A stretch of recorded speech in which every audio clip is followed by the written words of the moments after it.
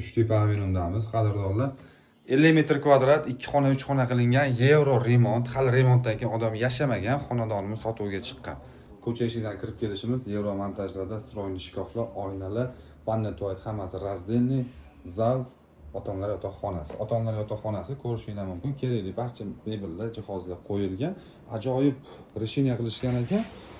Shundoq ota-onalar yotoqxonasidan zalga o'tsak bo'ladi, qadrdonlar. Mягкий zonalari, TV zona, oshxona qismini ko'rsatib o'taman. Oshxonada ham barcha kerakli mebel texnikalar bor. O'zinglar uchun yoki investitsiya uchun zo'r variant. Sanador qismini ko'rsatib o'taman. Vanna qismimiz bu. Bu sanuzel qismimiz. Bu bolalar yotoqxonasi sifatida foydalanishgan ekan.